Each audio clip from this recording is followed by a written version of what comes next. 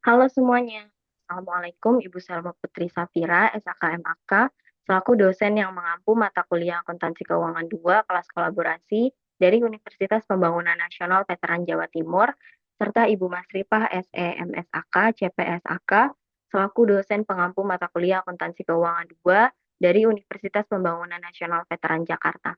Sebelumnya, perkenalkan kami dari kelompok 7 kelas D Akuntansi Keuangan 2 dengan anggota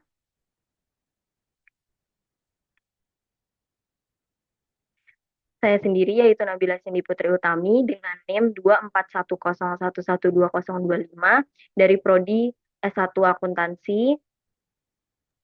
Dengan saya, Diajeng Sesti Wira Utami dengan NIM 241011-2009 dari Prodi S1 Akuntansi. Dan saya Fatia Ramadianti dengan NIM 2410112134 dari Prodi S1 Akuntansi.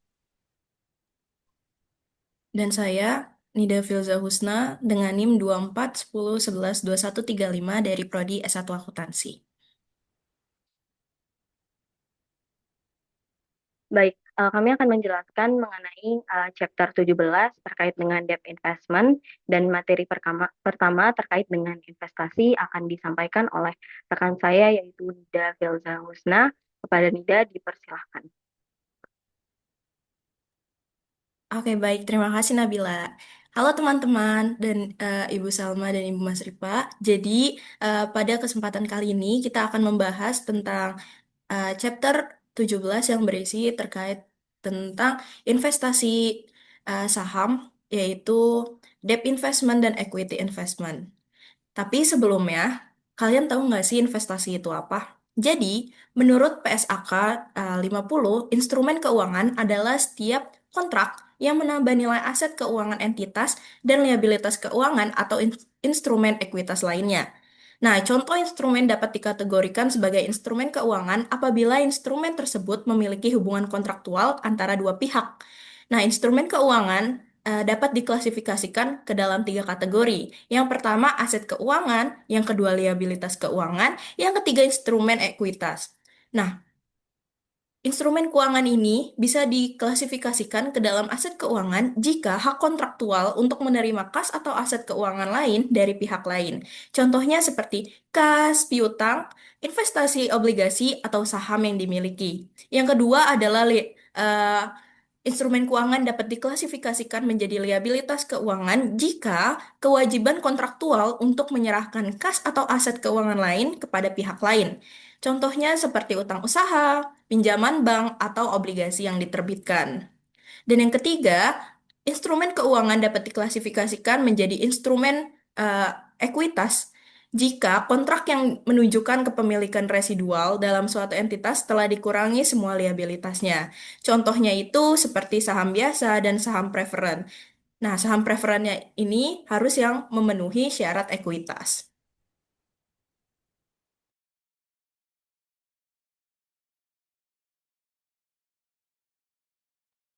Baik, selanjutnya materi terkait dengan investasi saham ini akan saya sampaikan sendiri. Jadi, investasi saham itu adalah penanaman dana dengan membeli saham suatu perusahaan untuk memperoleh keuntungan. Nah, saham sendiri itu merupakan bukti kepemilikan atas perusahaan. Dan di sini tuh ada beberapa kemungkinan dalam tabel di sini, ada beberapa kemungkinan dalam transaksi kepemilikan saham investi oleh investor. Sebagai contoh, apabila perusahaan A membeli saham perusahaan B, maka terdapat tiga kemungkinan perlakuan akuntansi untuk tiga situasi tersebut.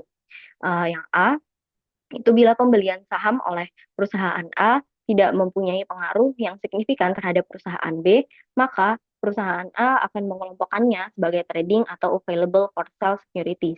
Dan perlakuan akuntansinya tunduk kepada SAK 50 dan 55. Dicatat dengan nilai wajar atau fair value-nya. Secara umum, pembelian saham di bawah 20% itu dianggap tidak mempunyai pengaruh yang signifikan. Yang terbaru itu tentang pengelompokan investasi bisa dilihat di PSAK 71. Lalu yang kedua itu bila pembelian saham oleh perusahaan A mempunyai pengaruh yang signifikan terhadap perusahaan B, maka perusahaan A akan menggunakan metode equity atau ekuitas untuk mencatat investasi saham tersebut secara umum pembelian saham antara 20% hingga 50% itu dianggap mempunyai pengaruh yang signifikan. Lalu yang C itu bila pembelian saham oleh perusahaan A dimaksudkan untuk mengendalikan atau menguasai perusahaan B, maka perusahaan A akan harus menyusun laporan konsolidasi dan dalam laporan keuangannya tersebut tuh akan disajikan sebagai tambahan atas laporan konsolidasian. Lalu perusahaan A harus mencatat investasi saham tersebut dengan metode cost ya atau mengikuti PSAK 55 sebagai bagian dari available for sale securities. Dan pembelian saham di atas 50% itu dianggap dapat mengontrol atau menguasai perusahaan melalui voting. Dalam situasi seperti ini, itu tuh terjadi ketika ada hubungan induk dengan hubungan induk perusahaan dengan hubungan anak perusahaan. Lalu selanjutnya materinya akan disampaikan oleh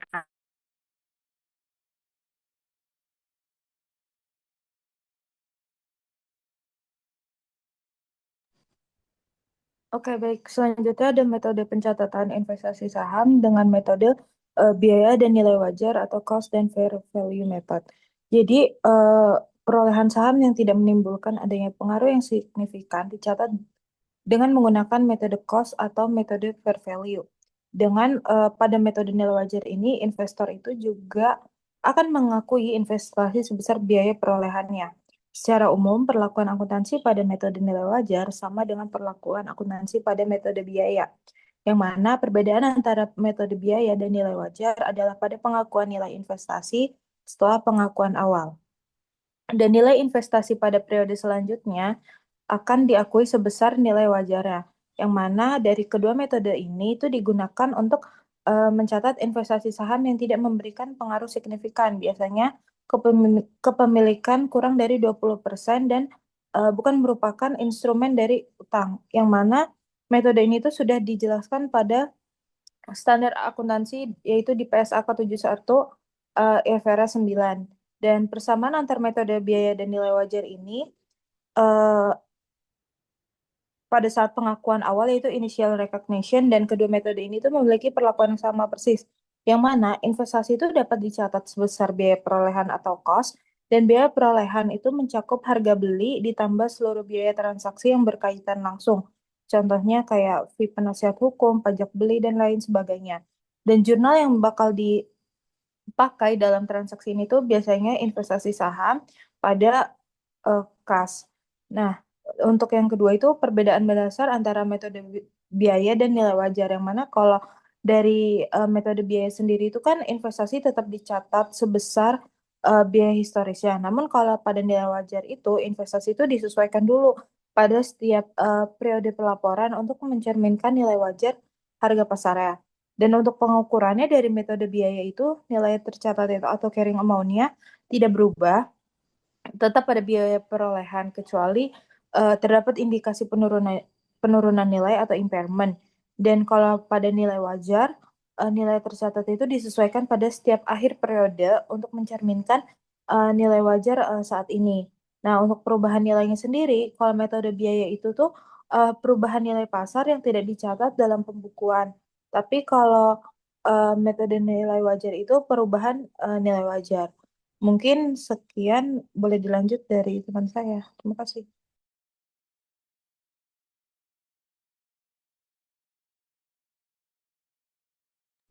Oke, jadi untuk metode pencatatan investasi saham lainnya yaitu dengan metode ekuitas atau equity method. Nah, menurut PSAK 15 per 16, investasi pada entitas asosiasi dicatat dengan menggunakan metode ekuitas. Nah, kecuali ketika investasi tersebut diklasifikasikan sebagai yang dimiliki untuk dijual sesuai dengan PSAK nomor 58. Yang dimaksud dengan metode ekuitas menurut PSAK nomor 15 part 3 adalah metode akuntansi di mana investasi pada awalnya diakui sebesar biaya perolehannya dan selanjutnya disesuaikan dengan perubahan net asset investi setelah pembelian saham. Nah, metode ekuitas ini sering disebut sebagai konsolidasi satu baris karena konsolidasi akun-akun neraca diwakili dalam satu akun, yaitu investment in S, sedangkan konsolidasi akun-akun laporan laba rugi itu diwakili oleh akun income from S.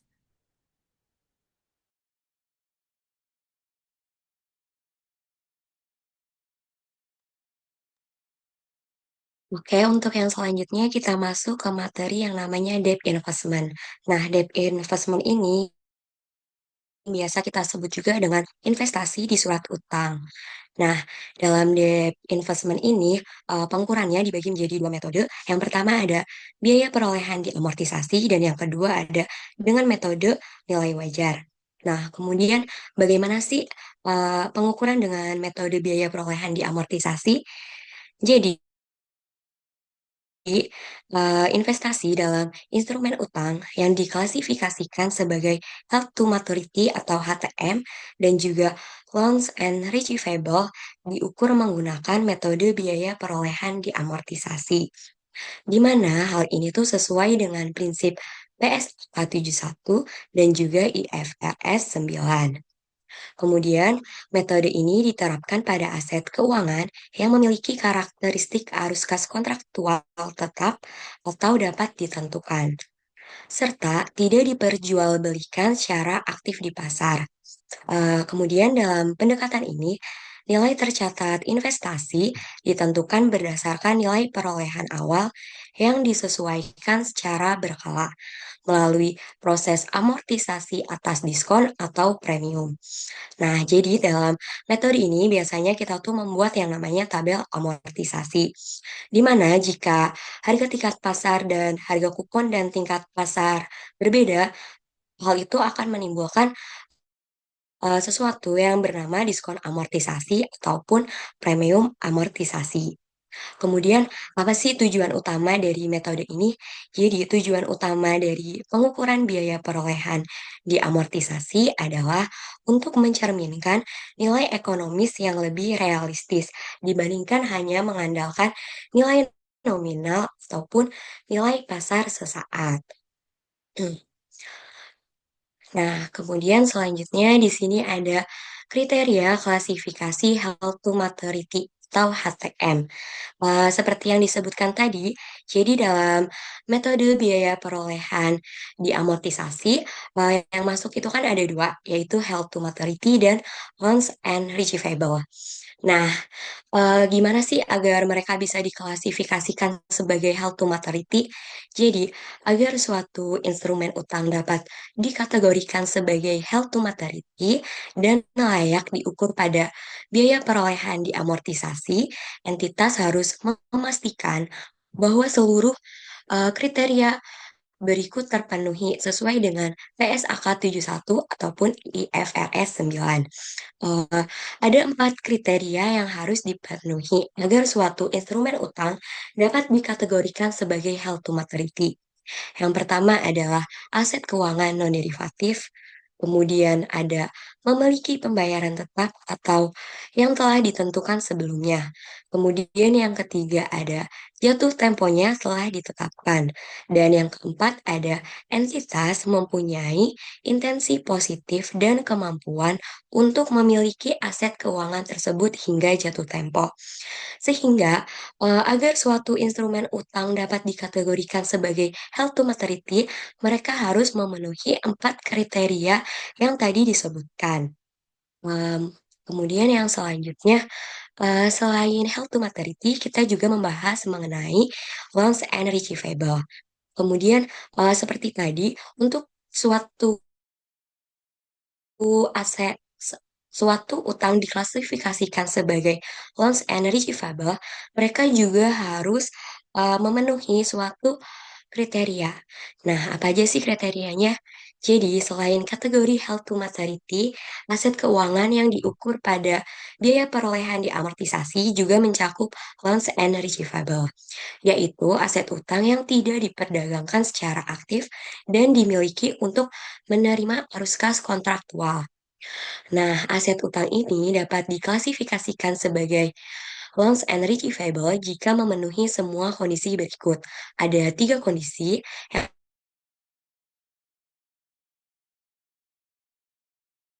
Held to maturity, kemudian yang kedua ada jatuh temponya telah ditetapkan, dan yang terakhir ada tidak mempunyai kuotasi di pasar aktif. Eh, Mungkin di sini selanjutnya saya akan menjelaskan mengenai contoh soal agar kita paham bagaimana sih cara kita menjurnal untuk debt investment biaya perolehan di amortisasi saat pengukuran atau saat dibelinya. Oh, jadi di sini ada suatu kasus pada tanggal 1 Januari 2015, PT Bravo membeli obligasi dengan nominal sebesar 100 juta rupiah dan tingkat harga kupon sebesar 10% yang dibayar semesteran tiap tanggal 1 Januari dan 1 Juli. Artinya, di sini tingkat harga kuponnya kita bayar dengan cara semi anual, yaitu tepatnya pada 1 Januari dan 1 Juli. Kemudian ada tingkat bunga efektif sebesar 8%. Eh, dan obligasi tersebut jatuh tempo pada tanggal 1 Januari 2020.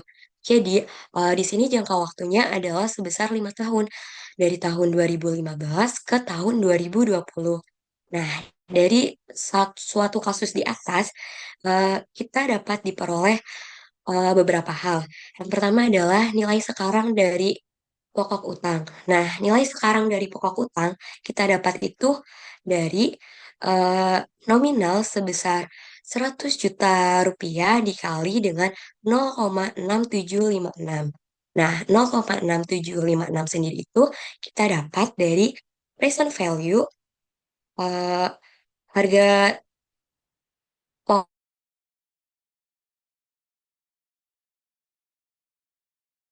harga kuponnya, di mana untuk mencari present value sendiri sudah kita pelajari pada materi liabilities. Nah, jadi nilai sekarang dari pokok utang adalah sebesar 67.560.000.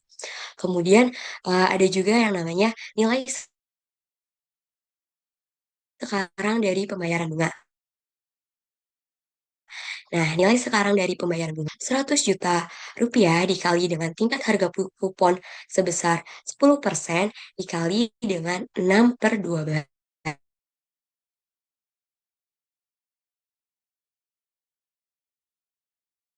semi anual. Jadi kalau bunganya bersifat tahunan, kita tidak perlu mengalinya dengan 6/12. Kemudian dikali juga dengan present value-nya sebesar 8,1109. Nah, didapat sebesar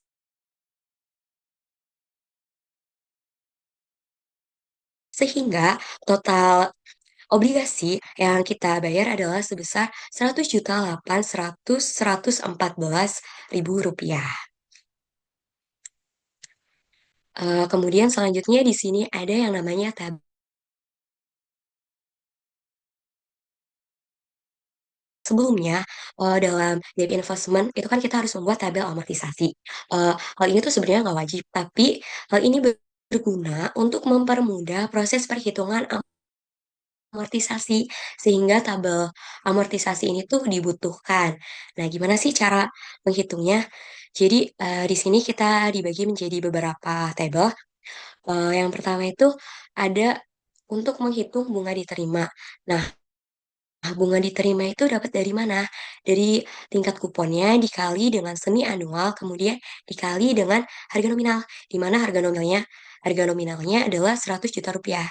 Jadi bunga diterima kita peroleh adalah sebesar 5 juta rupiah, di mana hal ini didapat dari 10% dikali dengan 6/12, kemudian dikali dengan 100%. Nah, kemudian untuk pendapatan bunga sendiri itu kita dapat berbeda-beda setiap periodenya. Mengapa? Karena hal ini tuh karena kita dapat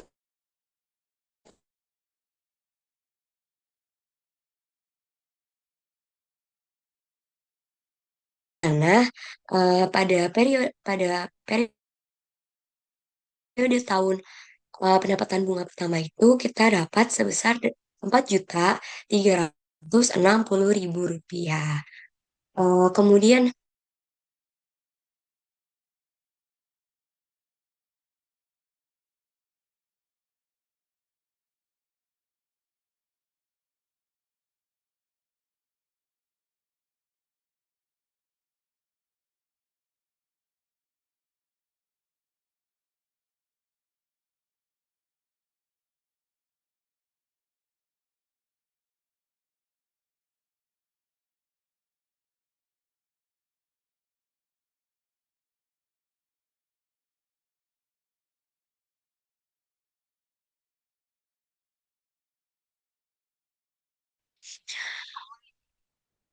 Oke, mungkin selanjutnya akan saya jelaskan yaitu premium belum diamortisasi, di mana kita didapat itu dari amortisasi premium dikurangi dengan premium belum diamortisasi.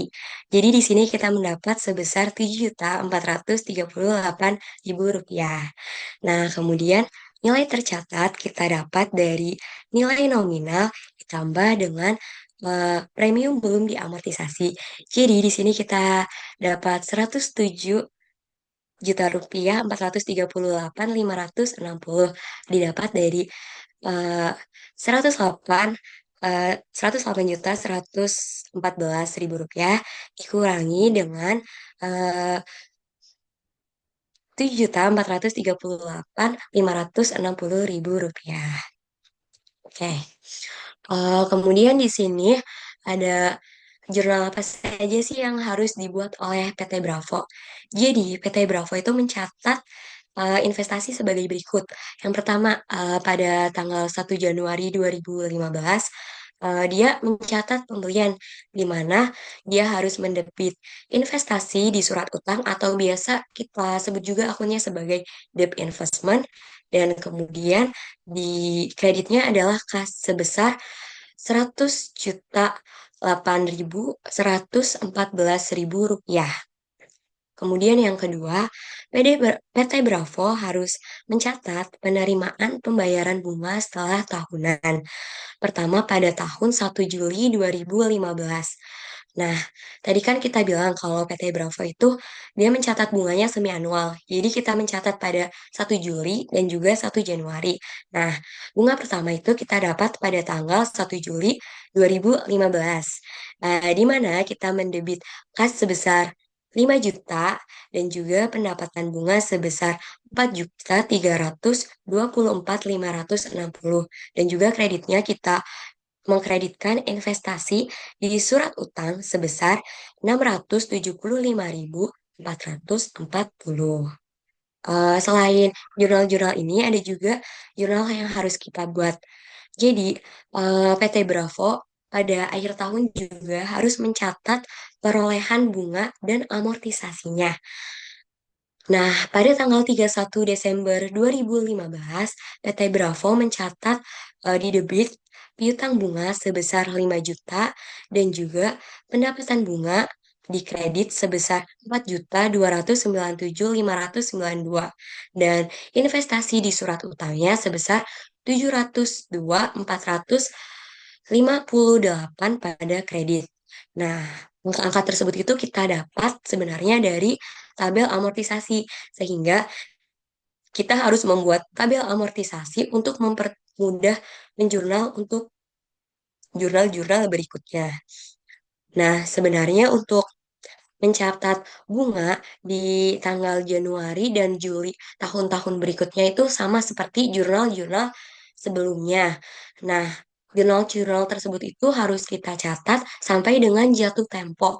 Kemudian ada satu jurnal yang membedakan yaitu jurnal yang dibuat ketika jatuh tempo, yaitu tepatnya pada tanggal 1 Januari 2020, di mana kita harus mendebit kas sebesar 5 juta dan juga mengkredit piutang bunga sebesar 5 juta. Nah, selain itu juga kita harus mencatat kas pada debit sebesar 100 juta rupiah dan juga mengkredit investasi pada utang sebesar 100 juta rupiah juga. Nah, selain jurnal-jurnal di atas, setelah kita menjurnal, ada satu hal juga yang harus kita tahu dari debt investment dengan metode biaya perolehan diamortisasi.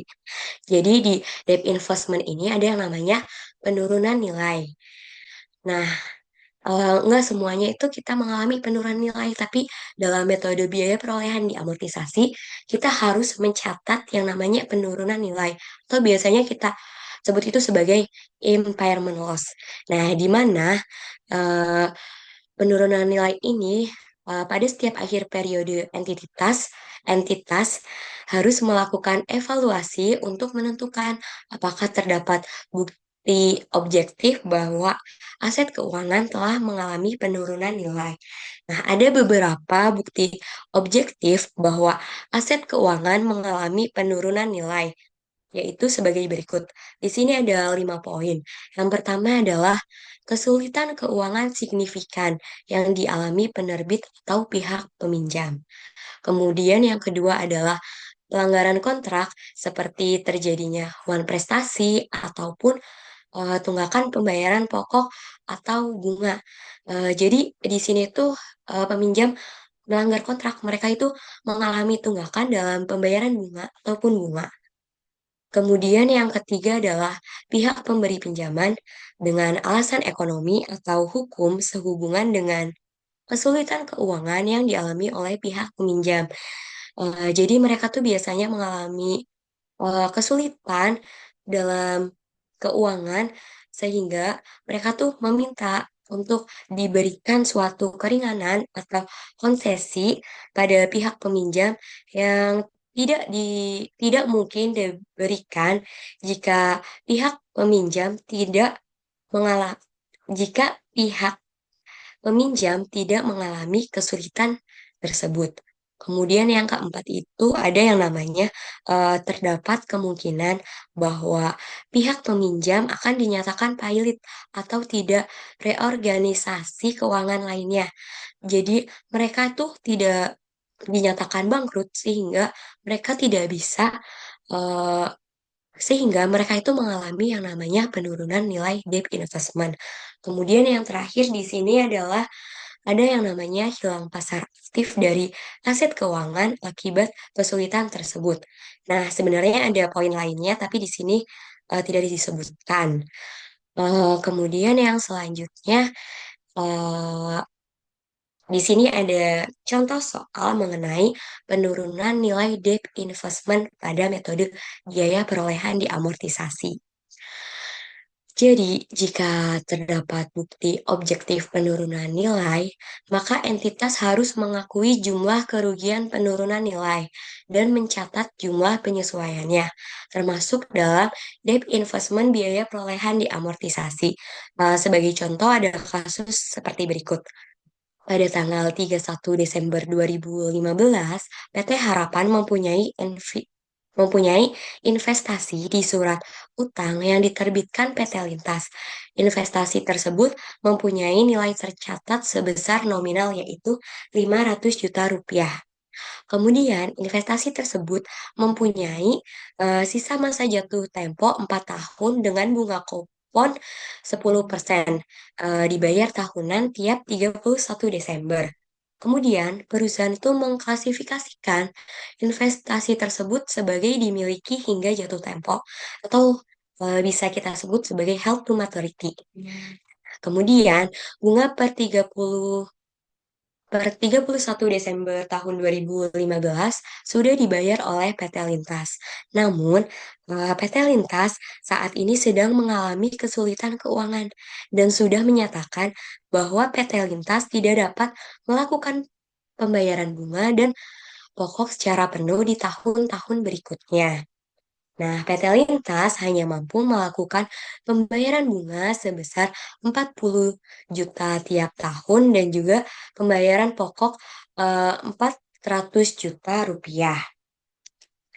Sehingga di sini dapat kita ketahui nilai kini dari arus kas yang akan dibayarkan oleh PT Lintas, di mana terdapat nilai kini pokok sebesar 400 juta dikalikan dengan 0,6380, di mana 0,6380 ini kita dapat dari present value, sehingga hasilnya kita dapat sebesar 255 juta 200.000. Kemudian yang kedua kita mengetahui nilai kini bunga, yaitu sebesar 40 juta dikalikan dengan 3,1698. Nah, di mana 3,1698 juga kita dapatkan dari present value. Sehingga kita mendapatkan hasil sebesar 100 juta 26.792.000. Sehingga total nilai kini arus kas yang bisa dibayarkan oleh PT Lintas itu sebesar 381.992.000 rupiah.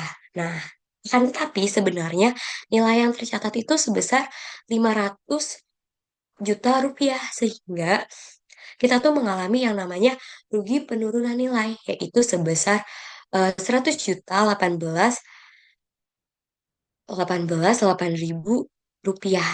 Sehingga kita dapat menjurnal untuk penurunan nilai tersebut pada tanggal 31 Desember 2015 eh, dengan mendebit rugi penurunan nilai sebesar 100 juta 18.008.000 rupiah dan juga mengkredit investasi di surat utang sebesar nominal yang sama, yaitu 100 juta 18.000 rupiah.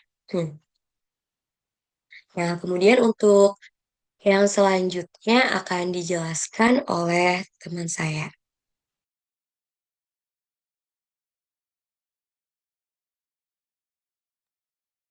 Baik, di sini saya akan menjelaskan terkait dengan debt investment yang dengan nilai wajarnya.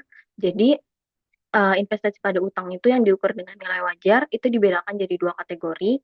Yang pertama itu ada fair value through profit or loss atau FVTPL, dan available for sale atau AFS. Dan pada dasarnya keduanya ini tuh memiliki perlakuan yang mirip dengan metode amortized cost karena bunganya tuh tetap dihitung menggunakan metode suku bunga efektif. Namun perbedaannya itu terletak pada perlakuan akuntansi terhadap perubahan nilai wajar pada akhir periode. Jadi dalam amortized cost itu kan nilai investasinya cuma disesuaikan sebesar amortisasi premi atau diskonto obligasi sampai jatuh tempo tanpa memperhatikan fluktuasi harga pasarnya. Akan tetapi untuk FVTPL dan juga dengan AFS itu, perusahaan tuh harus menilai kembali investasi pada akhir periode dengan menyesuaikan dari nilai buku atau amortized cost-nya menjadi nilai wajar atau fair value. Nah, dari penyesuaian ini tuh akan timbul keuntungan atau kerugian yang belum terrealisasi atau unrealized gain atau loss. Nah, bedanya jika kategori FVTPL itu perubahan nilai wajarnya tuh langsung diakui dalam laba rugi sehingga kinerja keuangan periode berjalan segera terpengaruh. Sementara itu untuk kategori AFS, perubahan nilai wajarnya itu nanti akan langsung dicatat pada penghasilan komprehensif lain atau other comprehensive income atau OCI, sehingga tidak langsung mempengaruhi laba rugi kecuali investasinya itu dijual atau mengalami penurunan nilai permanen. Dengan demikian, pendekatan nilai wajar ini tuh memberikan gambaran yang lebih realistis mengenai posisi keuangan perusahaan karena nilai investasinya itu akan mencerminkan harga pasar terkini, tapi konsekuensinya itu adalah laporan keuangannya tuh jadi lebih fluktuatif, terutama untuk kategori FVTPL. Nah, jadi perbedaan dari FVTPL sama AFS itu sebenarnya cuma dari apa namanya pencatatan pada periode akhirnya aja. Kalau misalnya FVTPL itu kan diakui langsung dalam laporan laba rugi, tapi kalau kategori AFS itu nanti dicatatnya dalam penghasilan komprehensif lainnya atau other comprehensive income atau OCI. Kemudian next slide. Oke, di sini saya akan menjelaskan tentang kedua kategori tersebut, kategori FVTPL dan juga AFS. Di sini saya akan menjelaskan terlebih dahulu terkait dengan kategori FVTPL atau Fair Value Through Profit or Loss. Nah, jadi Fair Value Through Profit or Loss itu adalah salah satu metode pencatatan dan juga pengukuran akuntansi untuk aset keuangan, khususnya termasuk untuk investasi utang.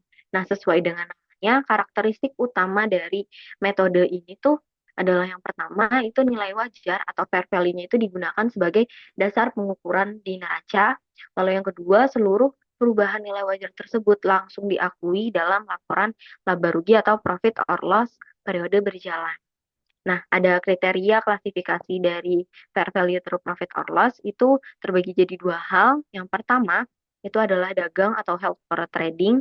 Jadi investasi yang dibeli dengan tujuan utama untuk dijual kembali dalam jangka waktu pendek itu untuk menghasilkan keuntungan dari perubahan harga. Contohnya sebuah perusahaan itu dia membeli sebuah obligasi dengan rencana menjualnya dalam 3 bulan ke depan. Karena memperkirakan suku bunga tuh akan turun, yang menyebabkan nanti itu harga obligasi akan naik gitu. Lalu yang kedua itu opsi yang tidak dapat dicabut atau the irrevocable option. Nah, pada saat awal pengakuan, perusahaan tuh dapat memilih untuk mencatat suatu investasi utang sebagai FVTPL jika dengan demikian dapat menghilangkan atau mengurangi ketidaksesuaian akuntansi atau accounting mismatch. Nah, ini adalah pilihan kebijakan akuntansi yang sekali dipilih tuh nggak bisa diubah lagi gitu. Jadi pilihan ini tuh jarang digunakan untuk instrumen utang sederhana. Nah, masih di debt investment kategori FVTPL ini, saya juga akan menjelaskan terkait dengan kategori dan juga prosedur akuntansi untuk fair value through profit or loss. Jadi, yang pertama itu ada pengakuan awal atau initial recognition. Jadi pada saat pertama kali membeli investasi utang, misalnya obligasi gitu, itu tuh akan dicatat sebesar nilai wajarnya, yang biasanya tuh adalah harga beli atau biaya perolehannya itu nanti akan dicatatnya sebagai nilai wajarnya gitu. Nah, biaya transaksi yang langsung terkait, contohnya seperti komisi brokernya itu tidak dikapitalisasi sebagai bagian dari nilai investasi, tapi langsung dibebankan ke laba rugi. Kemudian ada pengukuran selanjutnya atau subsequent measurement, itu nilai investasinya tuh di neraca akan selalu disajikan pada nilai wajar pada setiap tanggal pelaporannya. Perubahan nilai wajar pada periode sebelumnya itu juga akan diakui sebagai keuntungan atau kerugian belum terrealisasi dan langsung mempengaruhi laba rugi perusahaan tersebut. Lalu yang ketiga ada pengakuan pendapatan, itu bunga dari investasi utangnya, contohnya dari kupon obligasi, itu akan diakui sebagai pendapatan bunga dalam laporan laba rugi pada periode yang sesuai. Lalu yang keempat ada pelepasan atau di-recognition, itu adalah saat investasi dijual, nantinya akan ada selisih antara hasil penjualan dengan nilai wajar yang tercatat terakhir kali. Dan itu akan diakui sebagai keuntungan atau kerugian terrealisasi dalam laporan laba rugi. Nah, next slide. Oke, di sini ada contoh soal dari debt investment kategori FVTPL atau fair value through profit or loss. Nah, jadi di sini ada contoh soalnya. Pada tanggal 1 Januari 2018, PT NICE membeli obligasi yang diterbitkan oleh PT Humble dengan nilai nominal 1 miliar rupiah dengan tingkat bunganya 6% dan jangka waktunya itu 5 tahun. Bunga dibayarnya setiap tahun dan tingkat bunga pasar saat itu adalah 8%. Jadi obligasi tersebut tuh dibeli dengan harga sekitar 920 jutaan, 900 tepatnya 920 juta 145.799 rupiah. Nah, jadi pada contoh soal tersebut kita dapat data-data transaksinya yaitu seperti tanggal transaksi yaitu 1 Januari 2018, terus penerbitnya itu PT Humble, terus investor yang adalah PT NICE, nilai nominalnya atau face value-nya itu 1 miliar rupiah. Lalu ada tingkat bunga kupon atau kupon rate sebesar 6% per tahunnya.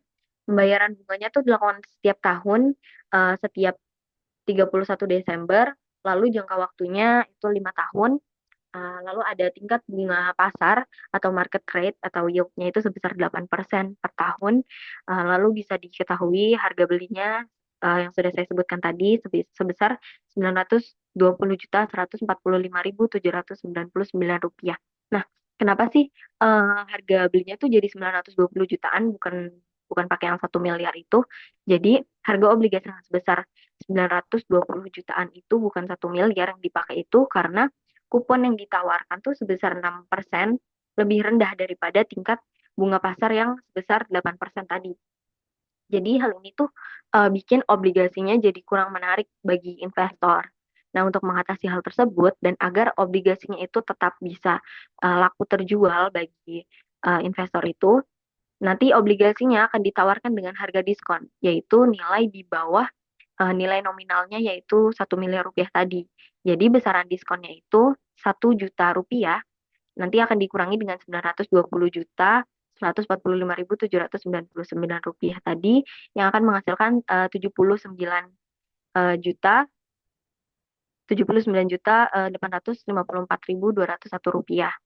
Nah, Diskon ini tuh akan memberikan keuntungan kepada investor, keuntungan tambahan gitu bagi investor. Dalam hal ini PT Nice selain bunga kupon yang diterimanya. Nah, dengan demikian total imbal hasil atau yield-nya dari investasi obligasi ini tuh akan mendekati tingkat bunga pasar sebesar 8%. Selanjutnya jurnal yang kedua itu untuk apa namanya untuk perhitungan pendapatan bunga efektif tahun pertama itu rumusnya adalah pendapatan bunga efektif sama dengan nilai buku awal obligasi dikali dengan tingkat bunga pasar yang sebesar 8% tadi. Ya, datanya itu kan nilai buku awalnya kan 920 jutaan yang tadi yang harga belinya. Lalu ada tingkat bunga pasarnya 8%. Nah, ini tuh nanti akan dikali 920 juta 145.799 rupiah, nanti akan dikali dengan 8%, akan menghasilkan 73.611.664 rupiah. Lalu kita juga akan menghitung penerimaan kas dari kupon yang sebesar 6% tadi, itu mengalihkan dengan face value-nya 1 miliar rupiah dikali dengan 6%. Hasilnya akan menjadi 60 juta. Nanti akan dihitung juga amortisasi diskonnya, yaitu pendapatan bunga efektif sebesar 73 juta tadi, dikurangi dengan penerimaan kas sebesar 60 juta, hasilnya adalah 13.611.664 rupiah. Nah, makanya akan jadi jurnal piutang bunga pada debit sebesar 60 juta, lalu ada investasi pada obligasi juga sebesar juga pada debit sebesar 13.611.664 rupiah. Lalu ada juga pendapatan bunga pada kredit sebesar 73.611.664 rupiah. Next slide. Oke, selanjutnya di sini ini ada contoh soal tambahannya, yaitu apabila pada tanggal 31 Desember 2018 nilai wajar dari investasi tersebut tuh adalah sebesar 940 juta rupiah, maka jurnal penyesuaian yang akan dibuat oleh PT Nice itu adalah sebagai berikut.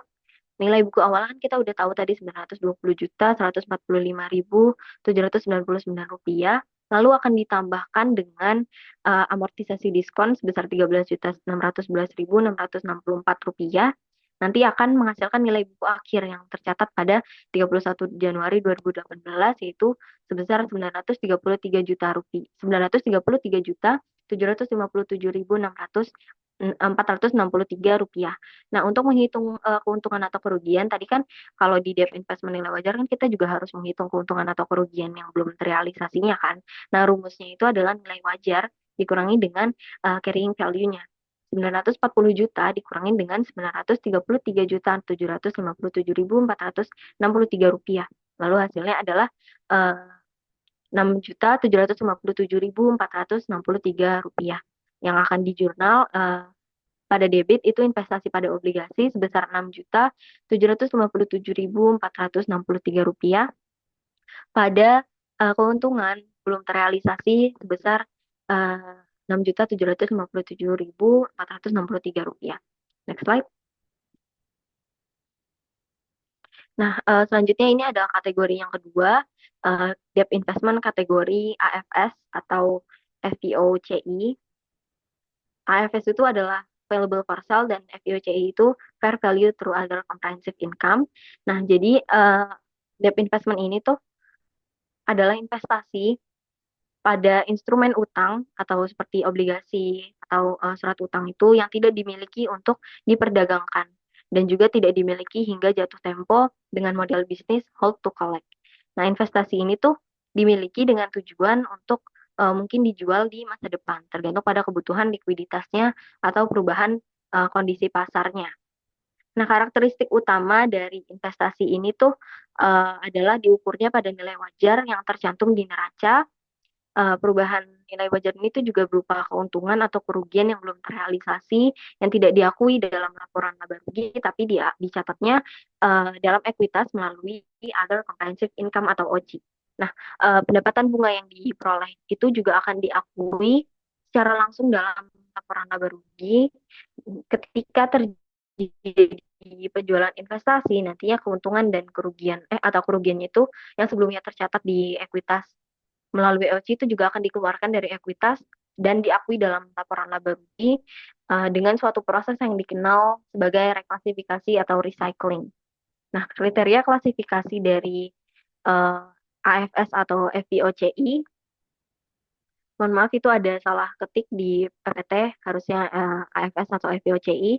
Jadi menurut PSA ke-71 atau IFRS 9, eh, suatu investasi, suatu investasi itu eh, suatu investasi utang, mohon maaf, dapat diklasifikasikan sebagai FVOCI jika memenuhi kedua kriteria berikut. Yang pertama adalah model bisnis atau bisnis model test.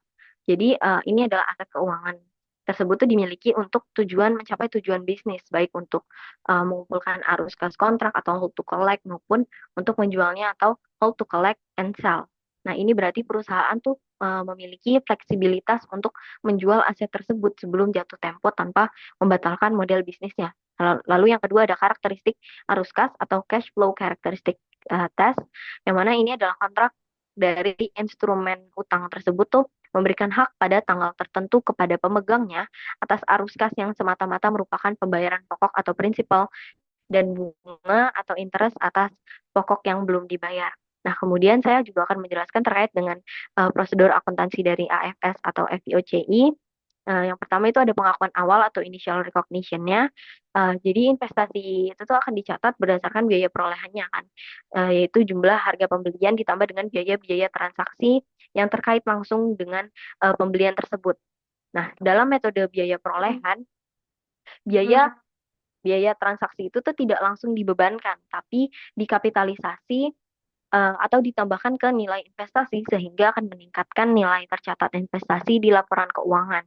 Nah, pendekatan ini tuh akan mencerminkan total biaya yang sebenarnya dikeluarkan untuk memperoleh investasi tersebut. Lalu yang kedua ada pengukuran selanjutnya atau subsequent measurement. Ini nilai investasi di neraca itu akan disajikan berdasarkan nilai wajar, dan perubahan nilai wajar itu berarti itu adalah selisih ya antara nilai wajar pada periode berjalan dengan periode sebelumnya atau dengan biaya perolehan yang diamortisasi gitu dan akan diakui secara langsung dalam ekuitas melalui akun other comprehensive income. Nah, pendapatan bunga tuh nantinya akan dicatat sebagai pendapatan bunga dalam laba rugi dengan metode tingkat bunga efektif atau effective interest rate method atau EIR method, dan metode ini memungkinkan metode ini memungkinkan pendapatan bunga didistribusikan secara merata selama masa kepemilikan investasi dan menyesuaikan nilai tersebut jika terdapat diskon atau premi saat pembelian. Kalau yang ketiga ada pelepasan atau di-recognition. Ini pada saat dijual tuh nanti selisih antara hasil penjualan dan juga nilai tercatatnya itu akan diakui sebagai keuntungan atau kerugian penjualan dalam laba rugi. Selain itu, seluruh akumulasi keuntungan atau kerugian yang sebelumnya tercatat di OC itu akan dikeluarkan dari ekuitas dan dipindahkan melalui reklasifikasi ke laba rugi begitu. Next slide. Oke, di sini ada contoh soalnya. Ini contoh soal yang sama, yaitu pada tanggal 1 Januari 2018, PT NICE itu membeli obligasi yang diterbitkan oleh PT Humble dengan nilai nominalnya atau face value-nya sebesar 1 miliar rupiah dengan tingkat bunganya 6% selama 5 tahun. Dan bunga itu dibayar setiap tahun dan tingkat bunga pasar saat itu adalah 8%. Jadi nilai obligasi yang eh, di jadi nilai beli obligasi tersebut tuh sebesar 920.145.799 rupiah. Dan di sini jurnal untuk PT NICE selama tahun 2018 itu pada tanggal 1 Januari, yaitu untuk menghitung pembelian obligasinya itu akan dicatat berdasarkan harga belinya sebesar 920.145.799 rupiah. Itu jurnalnya adalah investasi pada obligasi FVTPL dan mengkreditkan kas sebesar nominal tersebut tadi.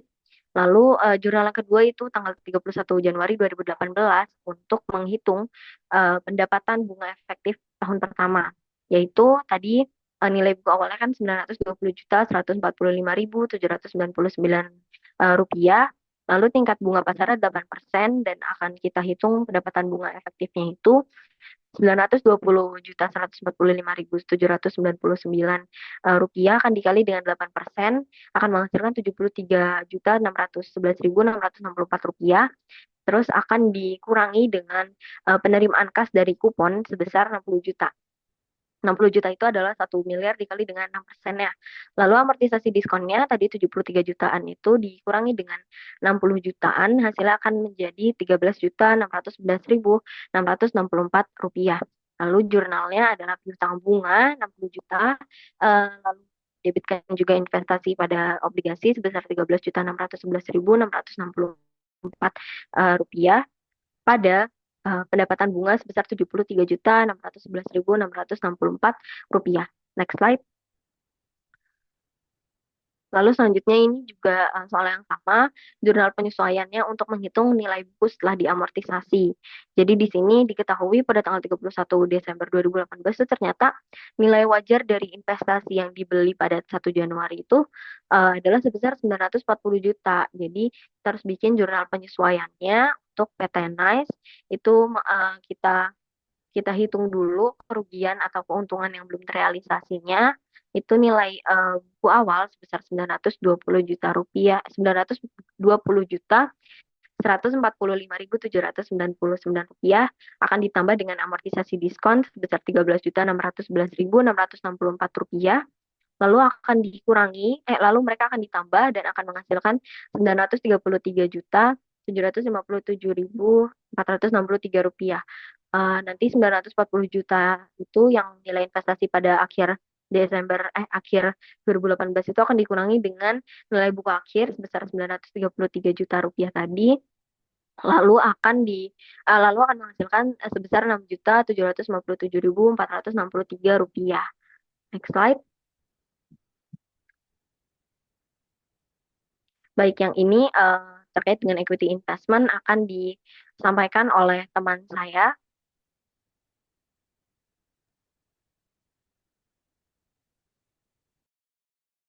Baik, terima kasih Nabila. Jadi, teman-teman, setelah kita memahami materi terkait tip investment, selanjutnya mari kita mulai dengan memahami apa yang dimaksud dengan equity investment kategori FVTPL. Nah, pada slide ini eh, saya akan menjelaskan beberapa definisi secara konseptualnya. Nah, jadi equity investment itu sebenarnya dibagi menjadi dua. Yang pertama itu kategori FVTPL dan yang kedua itu kategori AFS. Nah, pada kesempatan kali ini saya akan menjelaskan terkait equity investment kategori FVTPL. Jadi, pada dasarnya equity investment kategori FVTPL ini adalah metode pencatatan investasi saham yang mengutamakan nilai wajar atau fair value sebagai dasar pengukurannya dan bukan harga histori saat saham itu dibeli. Yang artinya nilai investasi yang dilaporkan dalam laporan keuangan itu selalu diperbarui sesuai dengan harga pasar terbarunya. Nah, perubahan nilai pasar saham baik berupa kenaikan maupun penurunan untuk kategori FVTPL ini langsung diakui dalam laporan laba rugi di periode yang akuntansi yang sedang berjalan. Dengan demikian, laporan keuangan dapat memberikan gambaran yang lebih realistis terkait kondisi keuangan perusahaan. Nah, prinsip dari equity investment kategori FVTPL ini tuh berbeda dengan metode lain yang menangguhkan perubahan nilai ke ekuitasnya. Dalam FVTPL ini dampaknya itu terlihat secara cepat pada kinerja laba rugi sehingga investor dan pihak lain itu bisa segera menilai nih pengaruh fluktuasi pasar saham terhadap perusahaan. Nah, kenapa sih metode ini digunain? Jadi, tujuan dari penggunaan metode ini tuh agar informasi yang disajikan tuh lebih relevan dan terkini gitu, terperbaharui. Jadi, informasi ini sangat berguna untuk perusahaan atau investor yang sedang aktif-aktifnya melakukan perdagangan saham. Nah, kemudian FVTPL ini tuh sangat cocok untuk investasi yang sifatnya trading atau spekulatif, di mana tuh harga saham itu bisa berubah berubah dengan cepat dan sering diperjualbelikan dalam jangka pendek. Boleh di next? Oke, baik. Nah, karena kita udah mengetahui ini definisi dari equity investment kategori FITPL itu apa. Nah, kemudian di sini kita akan melihat lebih dalam apa aja sih karakteristik dari investment equity investment kategori FITPL ini dan apa aja sih yang membedakan kategori ini dengan kategori yang lain. Oke, jadi eh, di sini itu ada tiga kategori equity investment yang membedakan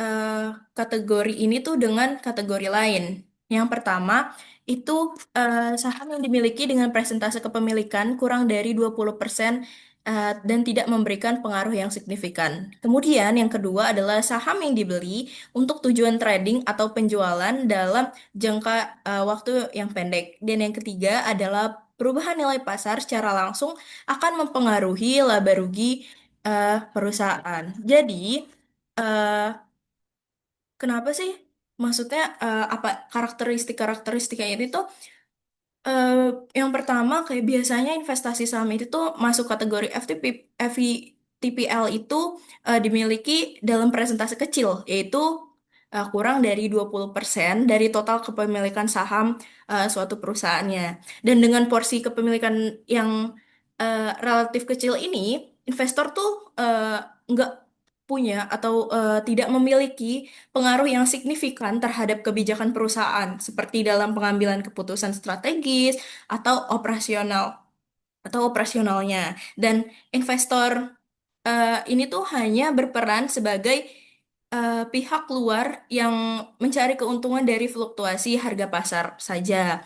Kemudian eh, kenapa sih biasanya tuh ini digunain untuk trading? Jadi saham FVTPL itu tuh biasanya dimasukin atau dikelompokkan menjadi trading untuk itu tuh karena FVTPL itu tuh dia bukan untuk membangun hubungan jangka panjang atau manfaat jangka panjang. Jadi hanya untuk memperoleh perdagangan aja kayak trading gitu. Dan orientasinya itu tuh memperoleh capital gain dalam waktu yang relatif singkat atau memanfaatkan peluang jangka pendek dari naik turunnya harga pasar saham. Nah, hal ini itu mencerminkan bahwa investasi dalam kategori FVTPL ini tuh bersifat aktif dan lebih banyak dipengaruhi oleh kondisi pasar. Kemudian setiap perubahan nilai wajar saham itu baik keuntungan maupun kerugiannya itu langsung dicatat ke dalam laporan laba rugi. Nah, jadi kalau dicatat ke dalam laporan laba rugi tuh kinerja keuangan perusahaan itu bisa langsung terlihat gitu loh, lebih lebih terlihat jelas karena laba rugi itu sangat dipengaruhi oleh fluktuasi pasar kan. Dan tapi meskipun demikian, pendekatan ini tuh dianggap lebih transparan karena mencerminkan kondisi keuangan perusahaan secara nyata dan sesuai dengan nilai pasar saat ini. Oke, boleh di next. Oke, selanjutnya di sini ada contoh soal terkait dengan equity investment kategori FVTPL dan di contoh soal kali ini tuh ada beberapa transaksi di dalam satu soal. Jadi yang pertama, pada tanggal 1 November 2023, PT Indah Sekali membeli saham biasa dari dua perusahaan dengan kepemilikan masing-masing kurang dari 20% dengan harga perolehan sebagai berikut. Yang pertama diperoleh dari PT Eren sebesar 100 juta rupiah dan yang kedua dari PT Mikasa sebesar 150 juta rupiah. Jadi total perolehan yang diperoleh oleh PT Indah Sekali itu adalah 250 juta. Nah, kenapa di sini kurang dari termasuk kategori FVTPL? Karena bisa dilihat di sini ada eh, keterangan bahwa kepemilikan masing-masing kurang dari 20%. Nah, seperti yang dijelaskan tadi, yang masuk ke kategori FVTPL itu yang kurang dari saham yang kurang dari 20%. Boleh di next? Nah, kemudian eh, di transaksi yang pertama ini, PT Indah Sekali itu mencatat perolehan investasi tersebut sebagai berikut. Jadi kan tadi PT Indah Sekali itu membeli dua saham kepada PT PTRN dan PT Mikasa. Jadi di tanggal 1 Oktober itu 2023 itu dicatat dengan mendebit investasi pada saham sebesar 250 juta rupiah dan mengkredit kas sebesar 250 juta rupiah. Nah, dan kemudian ada transaksi selanjutnya nih, yaitu pada tanggal 1 Desember 2023 PT Indah Sekali itu menerima dividen dari PTRN sebesar 15 juta rupiah. Kemudian PT Indah Sekali itu mencatat transaksi ini dengan mendebit kas sebesar 15 juta rupiah dan mengkredit pendapatan dividen sebesar 15 juta rupiah. Boleh di next? Oke, jadi setelah dua transaksi tersebut, kita perlu nih menyesuaikan nilai wajar investasi pada saham yang dimiliki oleh PT Indah Sekali itu di tanggal 31 Desember 2023. Jadi kan tadi ada dua eh, saham yang dimiliki oleh PT Indah Sekali ini dengan harga perolehan 100 juta dan 150 juta. Kemudian di tanggal 31 Desember itu tuh ada penyesuaian nilai wajar. Jadi saham PTRN ini yang tadinya diperoleh dengan harga 100 juta itu nilai ternyata fair value di tanggal 31 Desember 2023 itu menjadi 110 juta. Jadi mengalami kenaikan 10 juta. Dan kemudian untuk PT Mikasa, dia kan diperoleh sahamnya diperoleh sebesar 150 juta. Kemudian setelah penyesuaian atau kayak menyesuaikan dengan fair value pada tanggal 31 Desember 2023 itu ternyata PT Mikasa ini nilai wajarnya itu sahamnya mengalami penurunan jadi 145 juta. Nah, bisa dilihat di sini jadi kayak kayak yang transaksi pertama saat dia membeli harga perolehannya itu tetap 250 juta. Namun setelah penyesuaian nilai wajar ini tuh kok tadi ada yang naik, ada yang turun, tapi ini tetap masih dapat keuntungan. Jadi PTRN dia naik sebesar 10 juta, tapi PT Mikasa berkurang eh, jadi turun harga sahamnya itu turun menjadi eh, sebesar 5 juta. Boleh di next. Jadi, karena terdapat perbedaan nih antara harga perolehan dengan harga eh, nilai wajar, maka PT Indah Sekali ini tuh perlu membuat jurnal penyesuaian. Jadi pada 31 Desember 2023 itu kita perlu mendebit investasi saham sebesar 5 juta dan keuntungan yang belum terrealisasi sebesar 5 juta. 5 juta ini didapat dari mana sih? Jadi 5 juta ini tuh didapat tadi yang penyesuaian nilai wajar yang udah dijelasin tadi. Kalau misalnya PTRN kan naik 10 juta dan PT Mikasa itu kan berkurang 5 juta. Jadi dari total harga nilai wajar itu dikurangi dengan total harga eh, perolehannya. Jadi kita masih dapat untung 5 juta. Kemudian ada transaksi selanjutnya. Jadi di tanggal 30 Juni 2024, PT Indah Sekali itu menjual saham PT Eren dengan harga 130 juta. Nah, kita harus mencatat penjualan saham ini dengan mendebit kas sebesar 130 juta rupiah dan mengkredit investasi pada saham sebesar 110 ribu rupiah dan mencatat keuntungannya mencatat keuntungan penjualan investasi di kredit sebesar 20 juta rupiah. Jadi kan tadi karena nilai wajar di tanggal 31 Desember 2023 itu PT Eren itu dia nilai wajarnya 110 dan pada tanggal 30 Juni itu dia dijual lagi. Jadi kita dijual sebesar 130. Jadi kita dapat eh, keuntungan sebesar 20 juta rupiah dari penjualan tersebut. Boleh di next. Oke.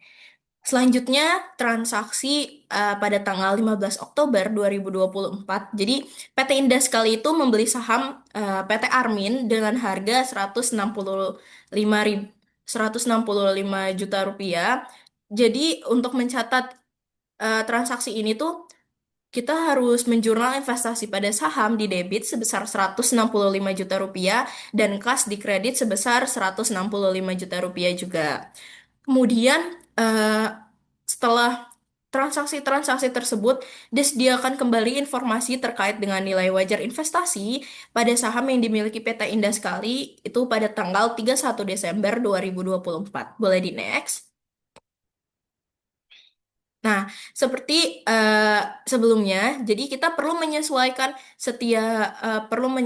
antara harga perolehan dengan nilai wajar atau nilai wajar dengan nilai wajar dari tahun sebelumnya dengan tahun yang sedang berjalan.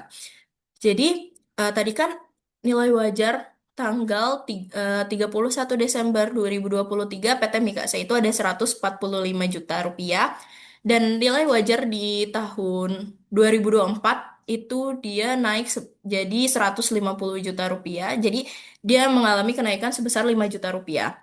Nah, kemudian tadi kan kita udah ada beli saham dari PT Armin. Jadi karena kita belinya itu baru di tahun 2024, maka yang dicatat pada nilai wajar per 31 Desember 2023 itu kita catat dengan harga perolehannya saja.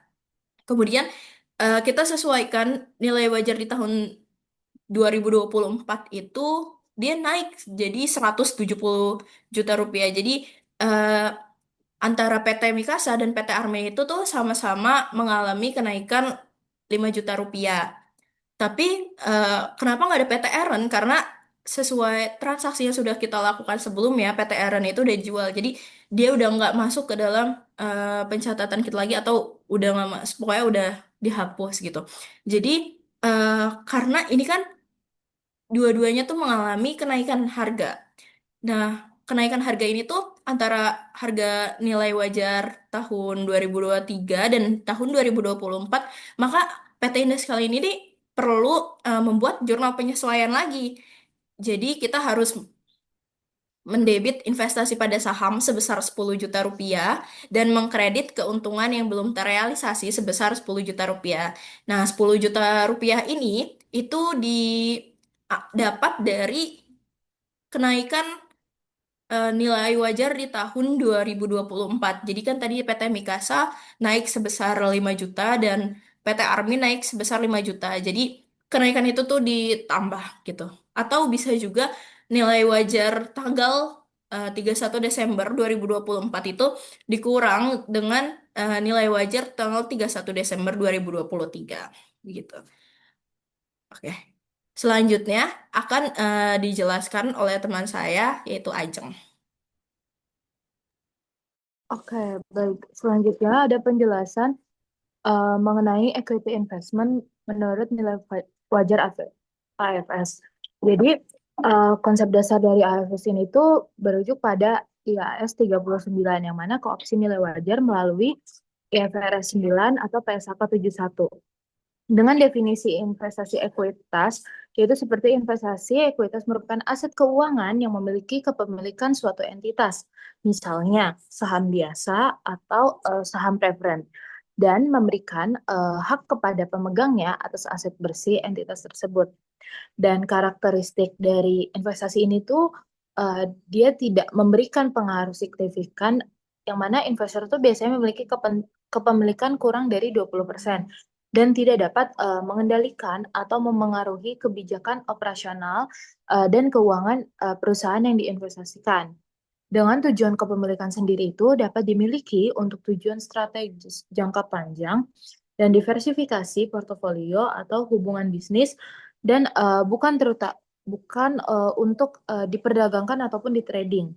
Nah, untuk evolusi klasifikasi atau available for sale atau AFS dengan opsi IFRS 9 dalam IAS 39 itu pada standar lama, investasi ekuitas itu sering banget diklasifikasikan sebagai available for sale, yang mana karakteristik dari available for sale sendiri itu adalah diukur pada nilai wajar. Dan perubahan nilai wajar yang belum direalisasi itu dapat diakui dalam Other Comprehensive Income atau OCI. Dan pada saat penjualan, keuntungan atau kerugian yang terakumulasi di OCI direklasifikasi ke laba rugi atau recycling. Dalam IFRS 9 atau pada PSAK 71, yang mana PSAK 71 itu sudah menjadi standar terkini, kategori IFRS itu secara resmi dihapuskan. Namun IFRS 9 ini tuh memberikan opsi irrevocable, yang mana pilihan ini tuh tidak dapat ditarik kembali. Dan pada pengakuan awal untuk mengukur investasi ekuitas itu pada nilai wajar dengan perubahan yang diakui langsung dalam OCI atau other comprehensive income. Dan dividen dari investasi ini tuh tetap diakui dalam laba rugi, yang mana opsi ini tuh sering banget disebut juga dengan fair value through other comprehensive income atau VVO-CI untuk ekuitas sendiri. Nah, mengapa sih opsi ini tuh mirip banget dengan IFS atau available for sale? Jadi karena perlakuan akuntansinya ini tuh sangat serupa, yang mana menggunakan nilai wajar dari pengakuan perubahan nilai di other comprehensive income dan recycling upon disposal. Dan perbedaan terutamanya itu tuh terletak pada penamaan dan kerangka dari regulasinya. Mungkin boleh di next. Oke, jadi di sini tuh ada pengukuran dan pengakuan bagi equity investment. Jadi yang pertama itu ada pengakuan awal atau initial recognition, yang mana pada saat diperoleh itu tuh investasi ekuitas itu diakui sebesar biaya perolehannya sendiri ataupun cost-nya, yang mencakup harga beli ditambah dengan biaya transaksi yang berkaitan langsung seperti fee hukum ataupun pajak transaksi. Dengan jurnalnya sendiri itu investasi ekuitas pada kas, dan contohnya itu mungkin kayak pembelian saham senilai 1 miliar. Nah, yang kedua itu ada pengukuran pada tanggal pelaporan atau measurement at reporting date, yang mana pada setiap akhir periode pelaporan ini, investasi itu harus dinilai kembali pada nilai wajar atau fair value-nya. Yang mana sumber nilai wajar itu tuh dari harga pasar aktif, yang jika saham tersebut diperdagangkan di bursa, harga penutupannya itu pada tanggal itu tuh sebagai tanggal pelaporan digunakannya. Nah, yang kedua itu ada teknik penilaian jika tidak terdapat harga pasar aktif, tapi nilai wajar ini tuh ditentukan menggunakan model penilaian seperti discontinued cash flow atau DCF atau model pendapatan. Nah, yang ketiga itu ada perubahan nilai wajar yang belum direalisasi atau unrealized fair value change, yang mana selisih antara nilai wajar periode berjalan dan nilai tercatat ini tuh sebelumnya diakui dalam other comprehensive income, yang mana itu tuh kondisinya bukan dalam laba rugi. Akun ekuitasnya itu biasa digunakan adalah selisih nilai wajar investasi ekuitas, yang mana kayak contohnya mungkin di jurnal investasi ekuitas pada selisih nilai wajar investasi ekuitas. Jadi jika nilainya menurun, itu tuh jurnalnya akan dibalik. Mungkin boleh di next.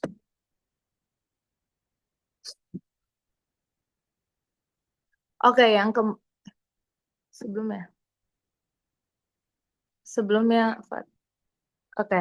Selanjutnya ada pengakuan dividen atau dividend recognition, yang mana dividen yang diterima dari investasi ekuitas itu diakui sebagai pendapatan dalam laba rugi pada saat hak untuk menerima dividen tersebut ditetapkan, yang biasanya itu mungkin tanggalnya itu kayak X dividen, dan jurnalnya itu kas atau piutang dividen pada pendapatan dividen laba rugi.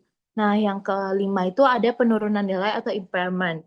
Jadi, impairment ini tuh jika terdapat bukti objektif bahwa penurunan nilai investasi ini tuh bersifat permanen. Jadi, dia tuh bukan fluktuasi dari harga sementara, yang mana investasi tersebut tuh harus diuji terkait penurunan nilainya.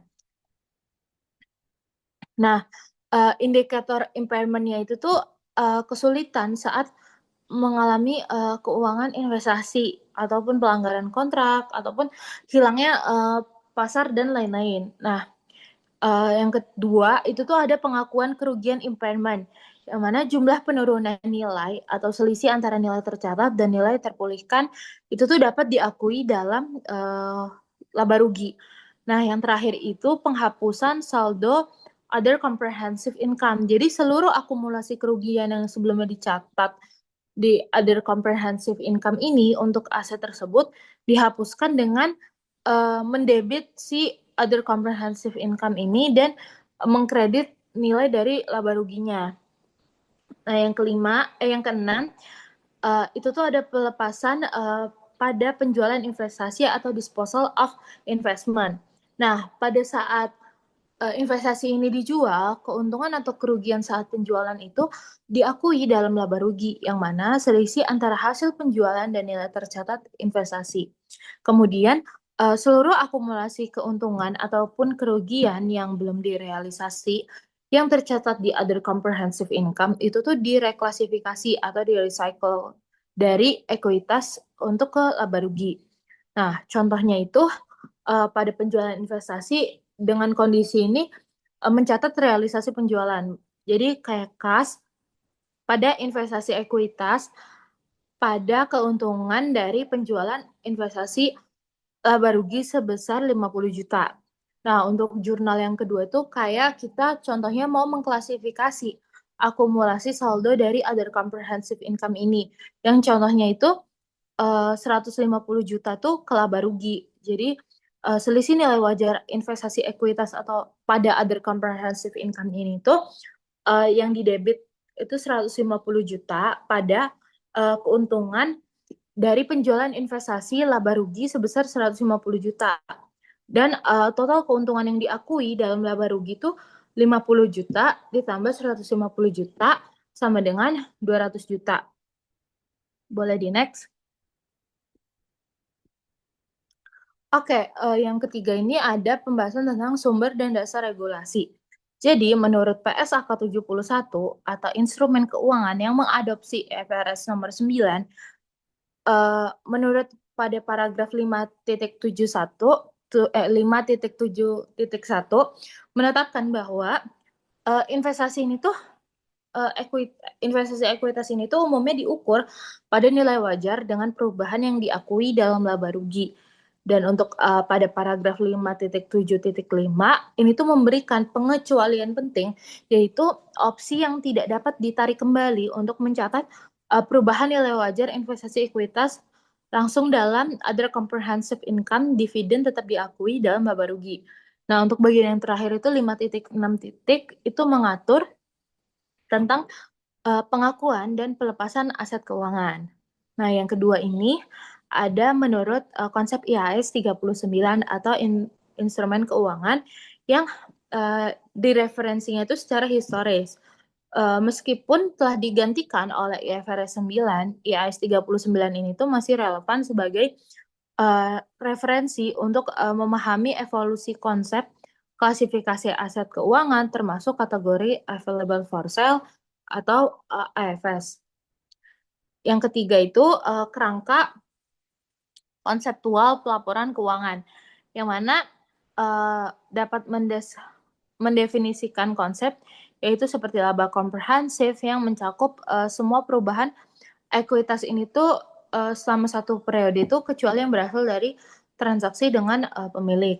Nah, yang kedua ini tuh menjelaskan tujuan pengukuran nilai wajar ini sebagai dasar pengakuan yang relevan untuk aset keuangan.